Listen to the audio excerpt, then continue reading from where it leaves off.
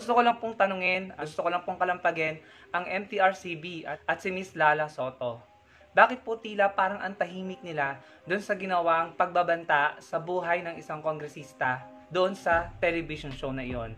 Kailangan pa ba na may mag-file ng complaint para kanilang ipatawag or tignan kung ano yung nangyari doon sa TV show na iyon?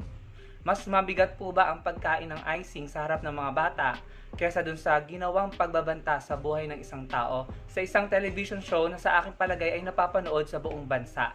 Hindi na nga po tayo nananawagan sa MTRCB kay Miss Lala Soto patungkol sa mga ginagawang panre-red tag, rampant red tagging dun sa television network na yon. Hindi na po tayo nananawagan sa MTRCB. Pero bakit itong seryosong pagbabanta, may temang pagbabanta sa buhay ng isang tao ay tila hinahayaan lang nila at tila nananahimik sila sa pangyayaring iyon?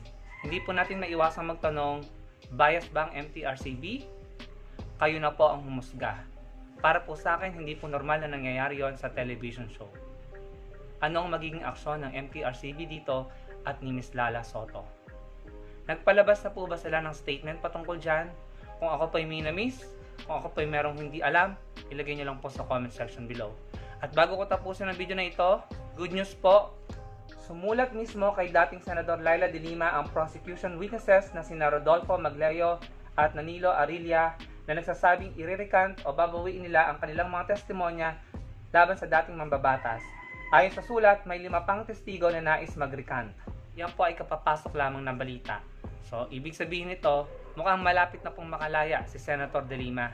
Dahil lumalabas na po ang totoo, nakikita po natin na sandamakmak na po ang bumawi ng kanilang mga testimonya laban kay Senator de Lima.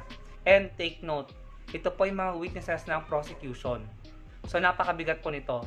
At ito po ay advantage para kay Senator de Lima. Kayo po mga kababayan, ano pong masasabi niyo dyan sa development na yan? I think within this year or next year, baka makalaya na po si Senator de Lima at malalaman na po natin ang totoo.